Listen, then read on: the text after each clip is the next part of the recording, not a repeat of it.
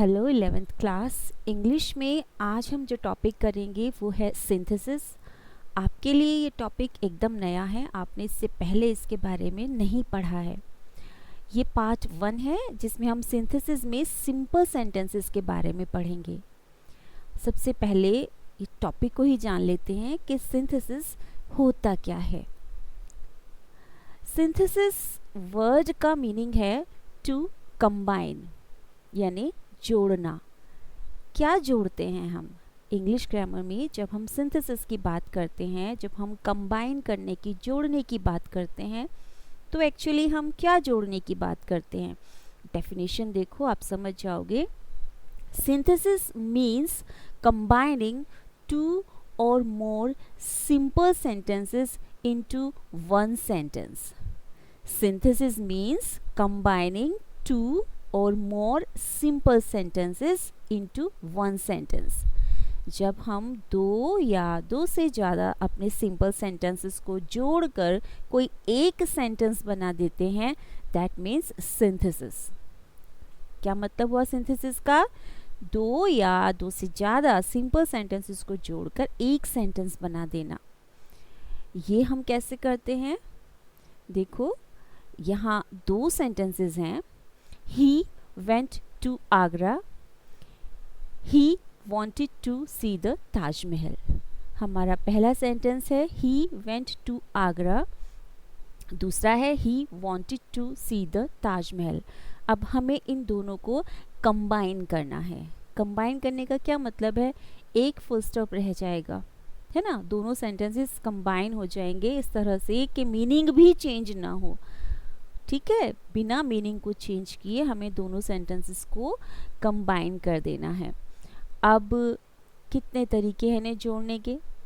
These two sentences can be combined into one like this. 3 manners में ये जो दो सेंटेंसेस हैं इनको जोड़ा जा सकता है 3 तरीकों से।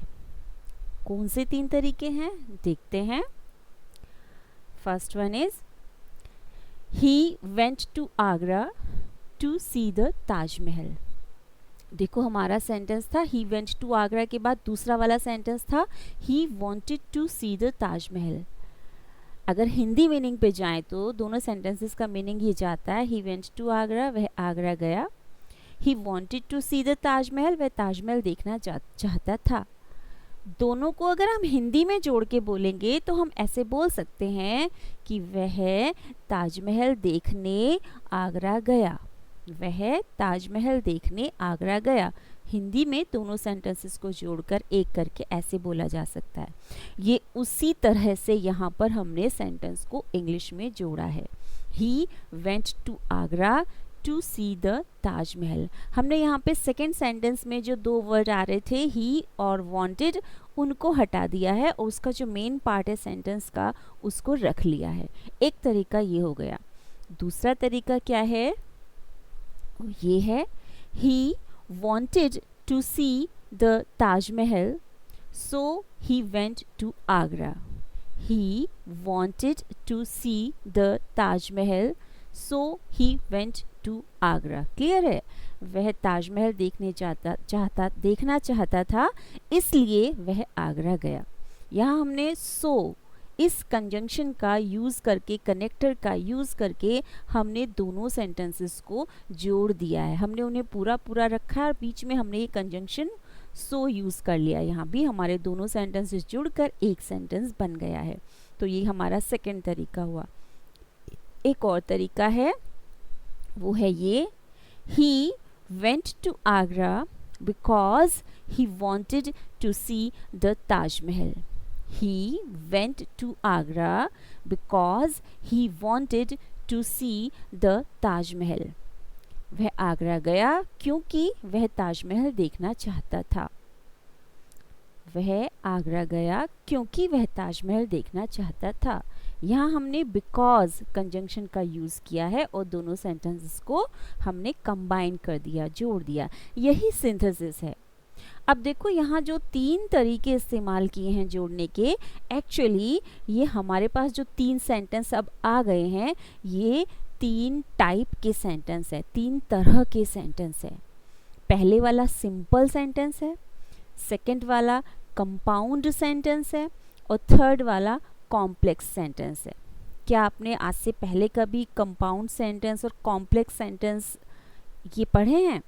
यूपी बोर्ड में अगर आप हैं तो अभी तक आप इनसे परिचित नहीं होंगे। सिंपल सेंटेंस आप जानते होंगे। तो अभी हम सबसे पहले अपना सिंथेसिस स्टार्ट करने से पहले हम यही जान लेते हैं कि ये जो 3 तरह के सेंटेंस हैं ये क्या हैं। सिंपल भी थोड़ा सा जानेंगे हम दोबारा से और कंपाउंड और कॉम्प्लेक्स भी जानेंगे। और इस वीडियो में हम सिंपल सेंटेंस यानी 2 सिंपल सेंटेंस को जोड़कर एक सिंपल सेंटेंस कैसे बनाया जाता है यहाँ हम वो सीखेंगे। पर पहले जान लेते हैं तीनों टाइप के सेंटेंसेस के बारे में। तो फर्स्ट टाइप हमारी कौन सी है? Simple sentence. क्या मुझे बता सकते हो कि हम सिंपल सेंटेंस किसे कहते हैं? सिंपल सेंटेंस किसे कहते हैं? सिंपल सेंटेंस वो सेंटेंस होता है जिसमें एक ही फिनिट वर्ब होती है, जिसमें एक ही फिनिट वर्ब होती है। कैसे? यहाँ देखो, सिंपल सेंटेंस की कैरेक्टरिस्टिक हमने ऊपर लिख दी, ओनली 1 फिनिट वर्ब। अब इस चीज को समझो। यहाँ एक सेंटेंस दिया हुआ है जो सिंपल सेंटेंस है, अभी हमने जो पढ़ा था वही सेंटेंस है। He went to Agra to see the Taj Mahal. He went to Agra to see the Taj Mahal. इस पूरे सेंटेंस में एक ही फिनिट वर्ब है। अब ये जो मैं फिनिट वर्ब बोल रही हूँ ये आपको पता होना चाहिए, आप 9th 10th पास करके 11th में आए हैं। फिनिट वर्ब वो वर्ब होती है जिस पर सब्जेक्ट के चेंज होने का, टेंस के चेंज होने का असर पड़ता है, उससे वो चेंज हो जाती है। अगर हम सेंटेंस का सब्जेक्ट चेंज करते हैं या टेंस चेंज करते हैं तो सेंटेंस की वो जो मेन वर्ब है वो चेंज होती है। इस सेंटेंस में मैं आपसे कह रही हूँ कि एक फिनिट वर्ब है और वो है वेंट। क्यों मैं ऐसा बोल रही हूँ? अगर मैं इस सेंटेंस को प्रेजेंट टेंस में चेंज कर देती हूँ, प्रेजेंट इंडेफिनिट में चेंज कर देती हूँ, तो वेंट की जगह हमें यूज़ करना पड़ेगा goes. He goes to Agra to see the Taj Mahal. अगर मैं इसे प्रेजेंट इंडेफिनिट टेंस में चेंज करती हूँ तो हो गया चेंज क्या? वेंट। इसकी जगह आ गया गोज। क्या सेंटेंस में और कोई चेंज हुआ? देखो, कहने को तो यहाँ 2 वर्ब है ना, एक और वर्ब आगे है। कौन सी? सी, SEEC, पर उस पर तो कोई असर नहीं पड़ा ना। He goes to Agra to see the Taj Mahal, वो टू सी द ताजमहल वो एज इट इज है, to see as it is है। अगर मैं इसमें प्रेजेंट इंडेफिनिट में इसे ले जाऊं और सब्जेक्ट भी चेंज कर दूं, मैं वहां आई कर दूं, तो आई के साथ फिर गोज भी नहीं चलेगा, वहां गो चलेगा। I go to Agra to see the Taj Mahal. ठीक है, तो यहाँ पे फिनिट वर्ब यानी सब्जेक्ट और टेंस से प्रभावित होने वाली हमारी वर्ब कौन सी है? एक ही है, वेंट। जो ये बाद में दी हुई है टू सी, ये इन्फिनिटिव कहलाती है, यानी टू प्लस वर्ब की फर्स्ट फॉर्म, और ये नॉन फिनिट वर्ब है।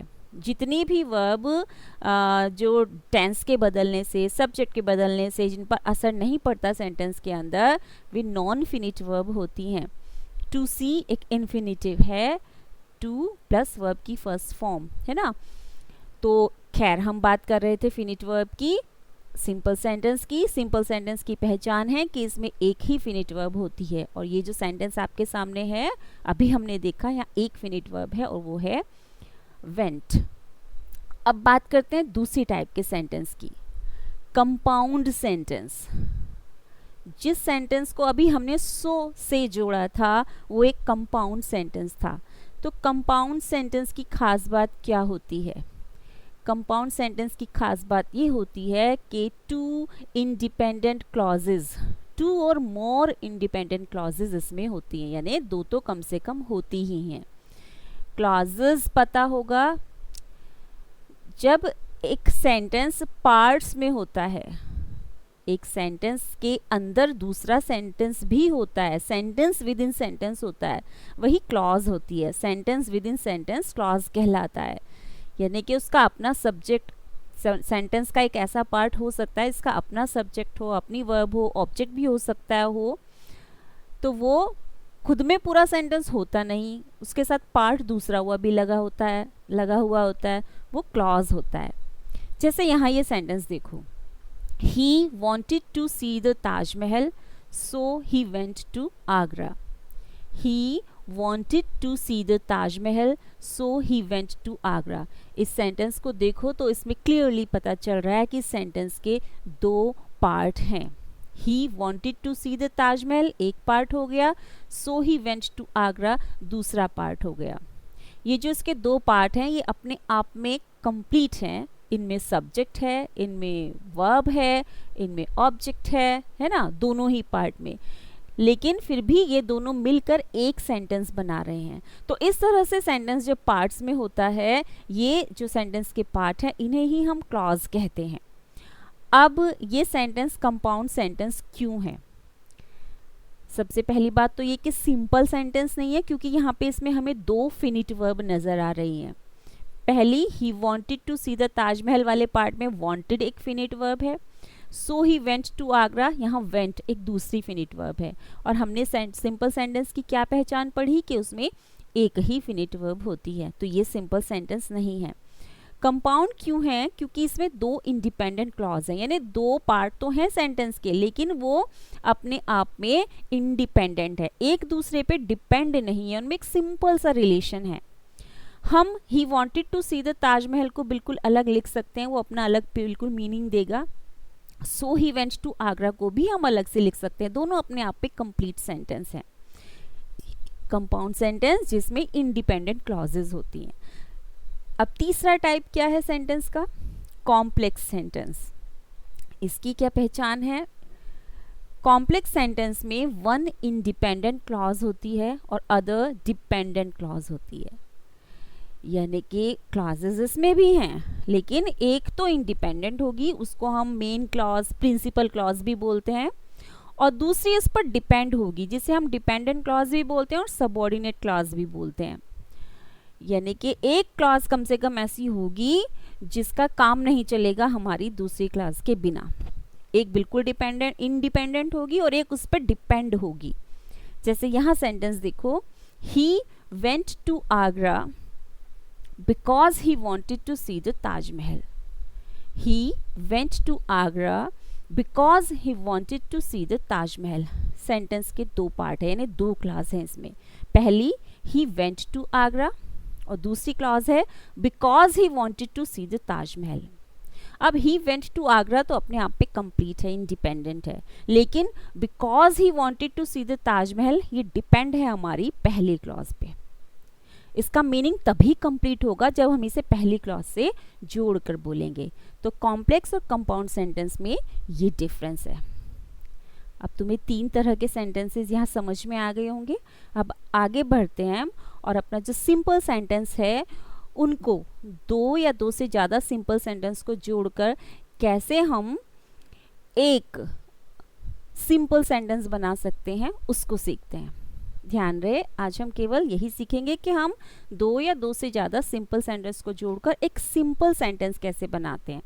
अब इसके कई मेथड हैं।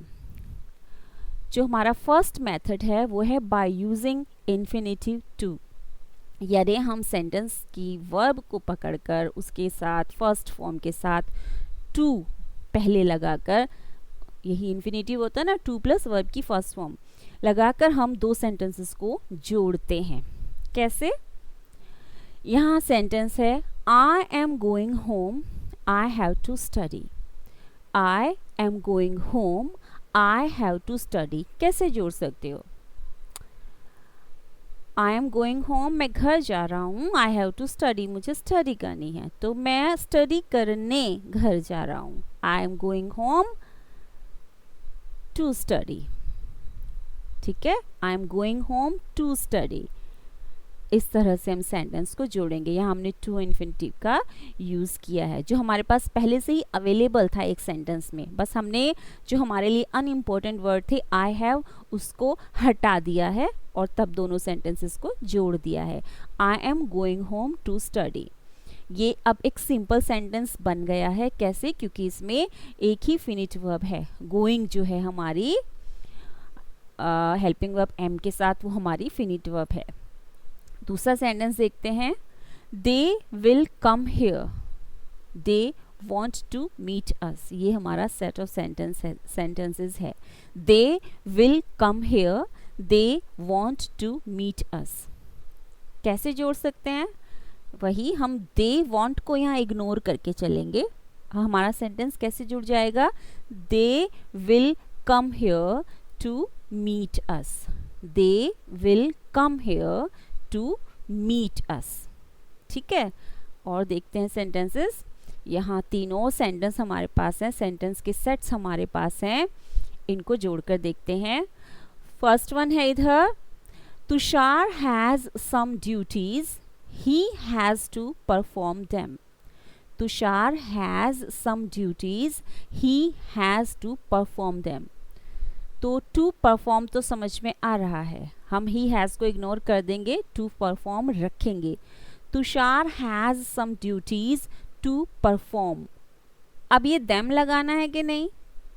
नहीं लगाना है, क्योंकि ये जो देम है ना, ये सम ड्यूटीज के लिए ही आ रहा है। तो हम जब सेंटेंस को जोड़कर एक बना रहे हैं तो उसमें सम ड्यूटीज ऑलरेडी है, तो हमें इस देम की ज़रूरत नहीं है। Tushar has some duties to perform, ये हमारा सेंटेंस हो जाएगा। नेक्स्ट है, we must finish this exercise, there are still 4 sentences. We must finish this exercise. There are still 4 sentences.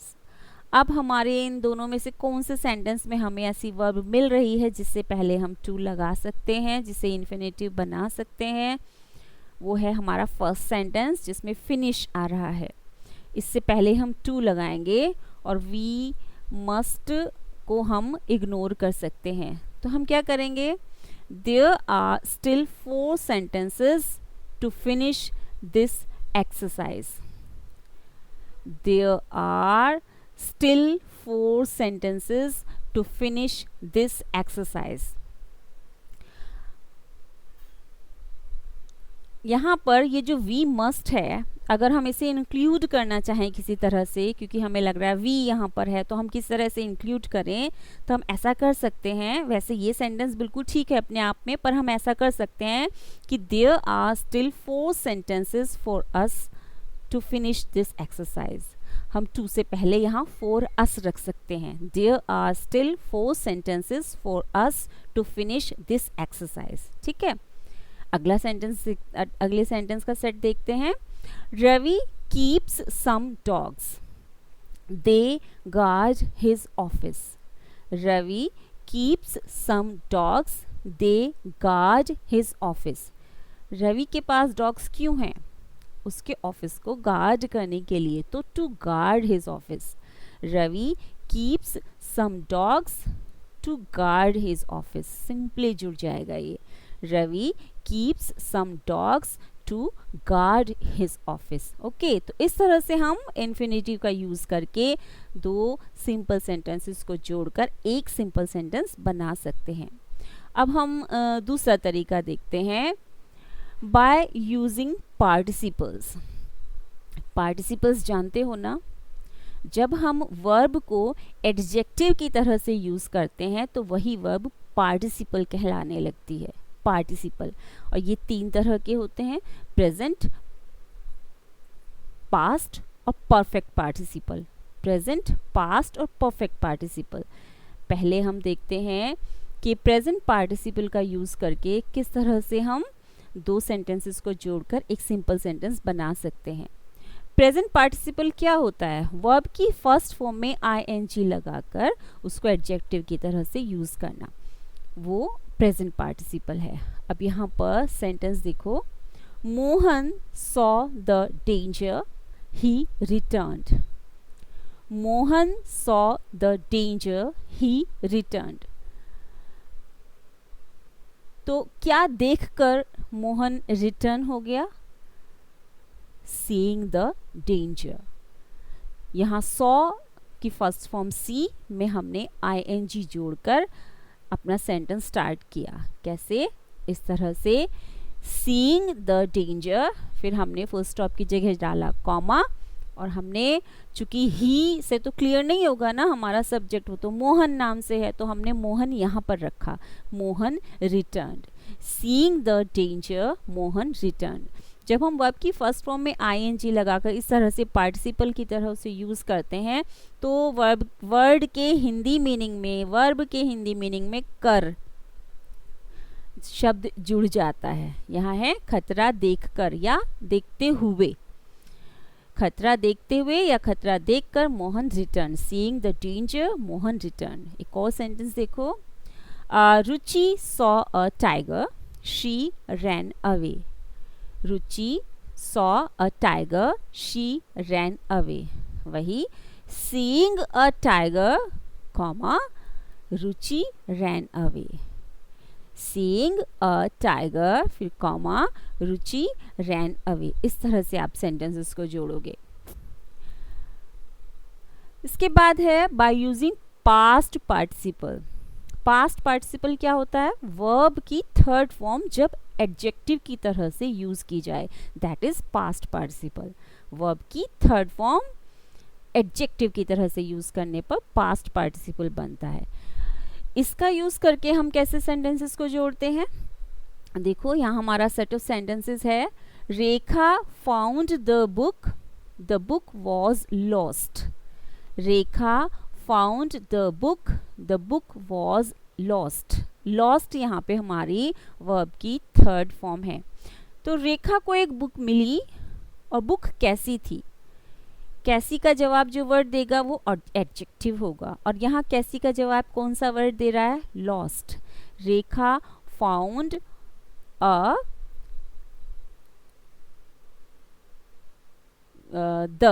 Sentence में द है, तो Rekha found the lost book. Rekha found the lost book. यहाँ पर ये जो लॉस्ट है इसे अंडरलाइन होना चाहिए था, गलती से फाउंड अंडरलाइन हो गया है। तो Rekha found the lost book. Lost यहाँ पर हमारा पास्ट पार्टिसिपल है, वर्ब की थर्ड फॉर्म जो हम एडजेक्टिव की तरह से यूज कर रहे हैं। अगला देखो, a band of robbers entered the village. A band of robbers entered the village, they were all armed. A band of robbers entered the village, they were all armed. अब कैसे बैंड ऑफ रॉबर्स ने enter किया village में? Band of robbers मतलब डाकुओं का जो group है। तो कैसे गैंग ने एंटर किया? जो कैसा था? ऑल आर्म्ड, पूरी तरह से हथियारों से लेस था। तो यहाँ पर जो हमारा ये आर्म्ड वर्ड है, ये कैसा है? ये पास्ट पार्टिसिपल है, वर्ब की थर्ड फॉर्म, जिसे हम यूज करेंगे एडजेक्टिव की तरह से। तो कैसे बनेगा sentence? A band of armed robbers entered the village. A band of armed robbers entered the village. Armed robbers के एक बैंड ने गांव में एंटर किया। यहाँ आर्म्ड वर्ड को हमने पास्ट पार्टिसिपल बनाते हुए इसको हमने यूज किया और अपने सेंटेंसेस को दोनों को जोड़ दिया है। इसके बाद देखते हैं बाय यूजिंग परफेक्ट पार्टिसिपल कैसे हम दो सिंपल सेंटेंस को जोड़कर एक सिंपल सेंटेंस बना सकते हैं। परफेक्ट पार्टिसिपल क्या होता है? हैविंग के साथ वर्ब की थर्ड फॉर्म। हैविंग के साथ वर्ब की थर्ड फॉर्म, इसको जब हम एडजेक्टिव की तरह यूज करते हैं।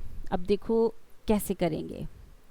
हमारा सेट ऑफ सेंटेंसेस है, Anil wrote a letter, he gave it to his brother. Anil wrote a letter, he gave it to his brother. अब तुम देख रहे होंगे यहाँ पर दो काम हैं जो अनिल ने किए। अनिल wrote a letter, उसने पहले लेटर लिखा, उसके बाद ही gave it to his brother, अपने भाई को दिया। एक वर्क पहले वाला कंप्लीट होने के बाद दूसरा वाला वर्क हुआ है। ऐसे सेंटेंसेस में हम परफेक्ट पार्टिसिपल का यूज करते हैं, यानी हैविंग प्लस वर्ब की थर्ड फॉर्म। तो हम कैसे करेंगे? हैविंग और हम रॉट को, क्योंकि ये काम पहले हुआ है, इसकी थर्ड फॉर्म यूज़ करेंगे. राइट, रॉट, रिटन होता है. हैविंग रिटन अ लेटर से हम स्टार्ट करेंगे, फिर हम कॉमा देंगे. Having written a letter, comma, फिर अनिल को ही की जगह लेके आएंगे और बाकी sentence as it is. Having written a letter, Anil gave it to his brother. Having written a letter, Anil gave it to his brother. Second sentence देखो. He finished his work, he went home. He finished his work, he went home. तो यहाँ पे भी पहले एक काम खत्म हुआ, तब उसने दूसरा घर जाने वाला काम किया. तो हैविंग और फिनिश्ड ही चूंकि थर्ड फॉर्म भी होती है, तो having finished his work, comma, having finished his work, comma, he went home. Having finished his work, he went home. इस तरह से हम सेंटेंस को जोड़ देंगे, दोनों सेंटेंसेस को जोड़ देंगे. अब देखो यहाँ अभी तक हमने ये जो पार्टिसिपल हमने किया है, इसमें जितने भी सेंटेंसेस हमने अभी तक किए हैं, दोनों में सब्जेक्ट एक ही था. दोनों का सब्जेक्ट एक ही पर्सन था. जैसे अभी यहाँ जो आपके सामने स्क्रीन पर है, इसमें देख रहे हो अनिल दोनों सेंटेंसेस में सब्जेक्ट है और नीचे ही दोनों सेंटेंसेस का सब्जेक्ट है. एक ही व्यक्ति की बात हो रही है. पर ऐसा हो सकता है कि एक ही सब्जेक्ट ना हो दोनों सेंटेंसेस में. तब हम क्या करेंगे? तब हम बाय यूजिंग नॉमिनेटिव एब्सोल्यूट हम सेंटेंसेस को कंबाइन करेंगे. नॉमिनेटिव एब्सोल्यूट का मतलब वही है, हम बीइंग यूज करेंगे या हैविंग के साथ वर्ब की थर्ड फॉर्म यूज करेंगे, लेकिन थोड़ा डिफरेंट तरीके से. कैसे? ये दो सेंटेंसेस हैं. The weather was fine, Prakash left the hotel. The weather was fine, Prakash left the hotel. अब पहले में जो हमारा सब्जेक्ट है वो है द वेदर और दूसरे में प्रकाश, और हमारी बी वर्ब यूज हो रही है. बी वर्ब यानी is are am was verb में से हमारा क्या यूज हो रहा है? यहाँ वॉज यूज हो रहा है पहले सेंटेंस में. जब आपको ये इज आर एम या वॉज वर्ड नजर आए तो इसकी जगह आप बीइंग वर्ड रखोगे, BEING. The weather being fine, फिर कॉमा और दूसरा सेंटेंस एज इट इज, कुछ इस तरह. The weather being fine, comma, Prakash left the hotel. The weather being fine, Prakash left the hotel. ये इस तरह से हम सेंटेंस कब बनाएंगे? जब हमारे पास दोनों सेंटेंसेस में अलग अलग हमारा सब्जेक्ट होगा. और is are am was verb जो हमारी बी वर्ब होती हैं, इन ये होंगी, तब हम BEING बीइंग से उसको रिप्लेस करेंगे. अगला सेंटेंसेस देखो. The sun rose, we got up. The sun rose, we got up. अब पहले सेंटेंस में सब्जेक्ट है द सन और दूसरे में है वी, दोनों डिफरेंट हो गए. अच्छा, अब द सन रोज, रोज है यहाँ पे हमारे, यहाँ is are am was word नहीं है. इस तरह के सेंटेंसेस में हम हैविंग के साथ वर्ब की थर्ड फॉर्म इस्तेमाल करेंगे. यानी the sun having risen. The sun having risen, फिर comma, we got up. The sun having risen, we got up. अब हम देखते हैं fourth method. By using preposition with noun और gerund. By using preposition with noun और gerund. जीरेंड जानते हो, जब हम वर्ब की फर्स्ट फॉर्म में ING लगाकर उसको नाउन के तरह से यूज करते हैं, दैट इज जीरेंड. कैसे करेंगे? सेट ऑफ सेंटेंसेस हमारे पास है. Hari must finish his work, then he can go home. Hari must finish his work, then he can go home. ये कैसे जुड़ेगा? हरी को अपना काम खत्म करना है, फिर वह घर जा सकता है. तो हरी कब घर जा सकता है? अपना काम खत्म करने के बाद. यहाँ बाद आ रहा है, आफ्टर की ज़रूरत पड़ेगी जो कि एक प्रपोजिशन है. तो कैसे बनाएंगे हम इसे? कुछ इस तरह से.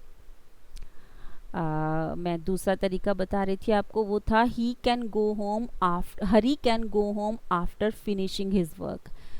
बिफोर लगा कर कैसे बनाएंगे, Hari must finish his work before going home.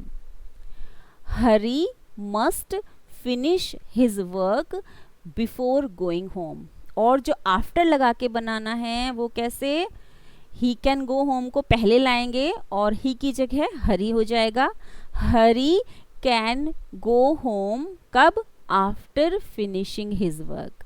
Hari can go home after finishing his work. और बिफोर लगाकर यहाँ लिखा ही है, Hari must finish his work before going home. Hari must finish his work before going home. दोनों ही तरीकों से हम इन सेंटेंसेस इस को जोड़कर एक सेंटेंस बना सकते हैं। अगला एग्जाम्पल देखो, her daughter died, she heard the news, she became senseless. Her daughter died, she heard the news, she became senseless. अब शी हर्ड द न्यूज़, उसने न्यूज़ सुनी, कौन सी, हर डॉटर डाइड। यहाँ पर हम नाउन का यूज़ करेंगे, कौन सी नाउन का, डाइड से हम करेंगे डेथ, हर डॉटर्स डेथ। तो अपनी डॉटर की डेथ की न्यूज़ सुनकर, तो हम इसे स्टार्ट कर सकते हैं hearing the news of her daughter's death, या अगर हमें प्रपोजिशन का यूज़ करना है तो हम कैसे करेंगे, ऑन हियरिंग। हियरिंग यहाँ हमारा जेरेंट हो जाएगा। On hearing the news of her daughter's death, she became senseless. On hearing the news of her daughter's death, she became senseless. इस सेंटेंस में जीरेंट का भी यूज़ है प्रपोजिशन के साथ, और यहाँ पर डेथ नाउन का यूज़ भी है। हम इसे स्टार्ट कर सकते हैं अपने पार्टिसिपल का यूज़ करके भी, यानी हम ऑन ना लगाएं, हियरिंग द न्यूज़ से शुरू करें, वो भी ठीक है, कंफ्यूज मत होना। हम इसे ऐसे भी बना सकते हैं और दूसरे तरीके से भी, यानी सिर्फ ऑन ना लगाएं तब भी ठीक है, ऑन से स्टार्ट करें तब भी ठीक है। On hearing the news of her daughter's death, she became senseless. हमने 3 सेंटेंसेस को जोड़कर अपना एक सेंटेंस बना दिया है। नेक्स्ट तरीका देखते हैं, हमारा 5th तरीका है बाय यूजिंग कंजंक्शंस। बहुत सिंपल है ये, तो कुछ जोड़ने वाले वर्ड हैं, उन्हें यूज़ करके हम 2 सेंटेंसेस को एक बना सकते हैं। शर्त यही है सिंपल सेंटेंस की कि हमारी जो फिनिट वर्ब है बस वो एक रहनी चाहिए। ये काम आपने 7th 8th में किया है, आई थिंक 7th क्लास में किया है। Tushar failed, his sister also failed. Tushar failed, his sister also failed. अब तुषार फेल हुआ, उसकी बहन भी फेल हो गई, तो तुषार के साथ साथ उसकी बहन भी फेल हो गई। हम यहाँ फेल्ड को एक बार यूज करेंगे और हमारा काम हो जाएगा। Tushar as well as his sister failed, हम ऐसे इसे जोड़ सकते हैं। Tushar as well as his sister failed. As well as हमारा कंजंक्शन है जो हमने यहाँ यूज किया है। दूसरा देखो example, Ramesh ate 6 apples. He ate 2 mangoes. Ramesh ate 6 apples. He ate 2 mangoes. तो खाने वाला तो रमेश ही है ना, तो हम यहाँ पे क्या लगा के बना सकते हैं, हिंदी वाला और। Ramesh ate 6 apples and 2 mangoes। ये 7th क्लास में आपने इस तरह से एंड लगा के सेंटेंसेस को जोड़ा है। बस तब आपको ये नहीं पता था कि आप सिंथेसिस टॉपिक के अंदर कुछ काम कर रहे हैं। Ramesh ate 6 apples and 2 mangoes। यहाँ हमने जो हमारा दूसरा सेंटेंस था उसका जो ही ate वाला पार्ट था उसको जस्ट हमने इग्नोर कर दिया, उसे छोड़ दिया है। Ramesh ate 6 apples and 2 mangoes। अब हम नेक्स्ट तरीका देखते हैं बाय यूजिंग एडजेक्टिव। एडजेक्टिव हमें जो हमारा सेट ऑफ सेंटेंसेस मिलेगा, अगर हमें उसमें लगे कि किसी वर्ड को हम एडजेक्टिव की तरह से यूज़ करके सेंटेंसेस को जोड़ सकते हैं तो फिर हम ऐसा ही करेंगे। जैसे यहाँ सेंटेंस देखो, आई have a ring, it is made of gold. I have a ring, it is made of gold. अब मेरे पास जो रिंग है वो कैसी है, मेड ऑफ गोल्ड है। मेड ऑफ गोल्ड को हम और क्या कह सकते हैं, गोल्डन, ये एडजेक्टिव हो जाएगा। कैसे जोड़ देंगे फिर? I have a golden ring, simple, I have a golden ring. जो हमारा सेकेंड वाला सेंटेंस था it is made of gold, उससे हमने क्या लिया अपना adjective golden, I have a golden ring. Next देखो, Socrates was a philosopher, he was very wise. Socrates was a philosopher, he was very wise. अब ये जो वेरी वाइज वर्ड हैं इनको हम उठाएंगे सेकेंड सेंटेंस से। Socrates was a very wise philosopher. Socrates was a very wise philosopher. ये हमारा एडजेक्टिव वाइज यहाँ पर यूज हो गया और दोनों सेंटेंसेस मिलकर एक बन गया। नेक्स्ट तरीका देखते हैं, बाय यूजिंग एडवर्ब और एडवर्बियल फ्रेज। एडवर्ब जानते हो क्या होता है?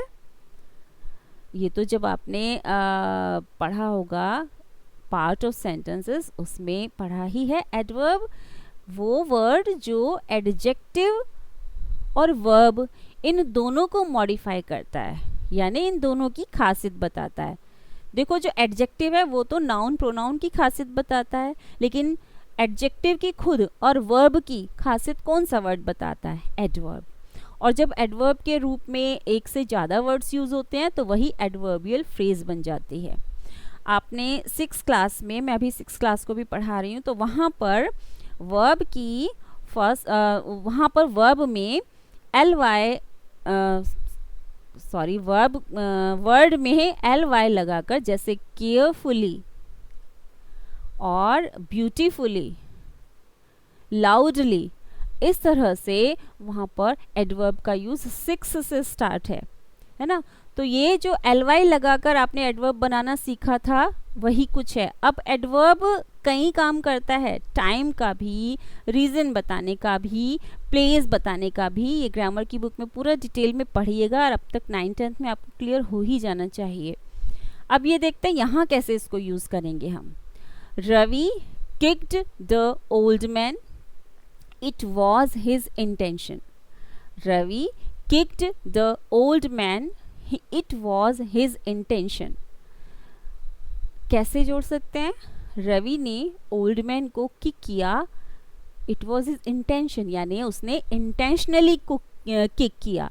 तो Ravi kicked the old man, आगे हमारे काम का एक ही वर्ड है इंटेंशन, उसे हम करेंगे intentionally. Ravi kicked the old man intentionally. Ravi kicked the old man intentionally. यहाँ इंटेंशनली जो है वो हमारा एडवर्ब है। इसके बाद है the sun set, he could not write a letter. The sun set, he could not write a letter. तो वो लेटर नहीं लिख पाया, कब तक? सनसेट होने तक। कैसे बन सकता है? He could not write a letter by sunset.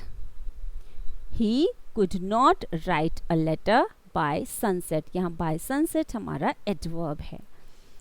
इसके बाद नेक्स्ट है बाय यूजिंग नाउन और नाउन फ्रेज इन अपोजिशन।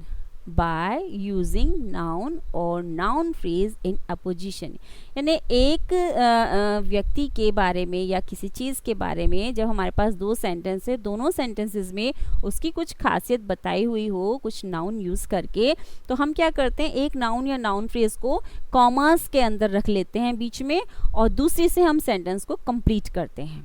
कैसे करते हैं देखो, टैगोर's most famous work is the Gitanjali. Tagore's most famous work is the Gitanjali. It is a collection of short poems. It is a collection of short poems. अब यहाँ पर दो बातें हमारे सामने हैं। टैगोर का मोस्ट फेमस वर्क क्या है? गीतांजलि, और दूसरे में गीतांजलि के बारे में बताया हुआ है कि it is a collection of short poems. तो कैसे कंबाइन करेंगे? टैगोर्स मोस्ट फेमस वर्क के बाद हम कॉमा में लिख देंगे द गीतांजलि, कि टैगोर का मोस्ट फेमस वर्क गीतांजलि, फिर हम कंप्लीट किससे करेंगे? Is a collection of short poems. कुछ इस तरह से Tagore's most famous work, comma, the Gitanjali, comma, is a collection of short poems. यहाँ हमारा जो द गीतांजलि है वो इन अपोजिशन हमने यूज़ किया है, हमने कॉमा में रख कर उसकी एक बात को हमने यूज़ किया है, रख लिया अपने सेंटेंस में. Tagore's most famous work, the Gitanjali, is a collection of short poems. एक और एग्जाम्पल देखो. Gold is a very costly metal. Gold is a very costly metal. It is found in Mysore. Gold के बारे में दो बातें बताई है. पहली, it is a very costly metal, और दूसरी, it is found in Mysore. तो हम दोनों बातों को हमें रखना है, लेकिन सेंटेंस को जोड़कर एक सिंपल सेंटेंस बनाना है. तो फिर हम एक जो बात हमें बताई गई है उसको हम क्या करेंगे, कॉमास के अंदर रखेंगे. तो हम क्या करेंगे, gold comma a very costly metal comma is found in Mysore, कुछ इस तरह से. Gold comma a very costly metal, ये हमारा नाउन फ्रेज है, इसको हमने कॉमा में रखा. Gold comma a very costly metal comma is found in Mysore. ये तरीके हैं जिनसे आप क्या कर सकते हो, सिंपल सेंटेंसेस को जोड़कर दो या दो से ज़्यादा सिंपल सेंटेंसेस को जोड़कर एक सिंपल सेंटेंस बना सकते हो. 8 तरीके हैं. आप यहाँ पर असाइनमेंट है आपके लिए. Combine each set of the following sentences into one simple sentence. Combine each set of the following sentences into one simple sentence. और आपके लिए यहाँ पर 6 सेट ऑफ सेंटेंसेस हैं. सेंटेंस को पढ़कर ये देखना है कि उसमें 8 तरीकों में से कौन सा तरीका उस पर अप्लाई होगा. एक एक सेट को जो आप पढ़ोगे तो क्लियर हो जाएगा इसमें कौन सा तरीका इस्तेमाल करना होगा. तब फिर उसके अकॉर्डिंग एग्जाम्पल से समझकर आप इस असाइनमेंट को पूरा कीजिए. ये वीडियो यहीं ख़त्म होता है. अपनी नेक्स्ट वीडियो में मैं आपको कंपाउंड सेंटेंसेस कैसे बनाते हैं हम, 2 सिंपल सेंटेंसेस को जोड़ के या 2 से ज़्यादा सिंपल सेंटेंसेस को जोड़कर, ये बताऊंगी. तब तक कीप वर्किंग हार्ड.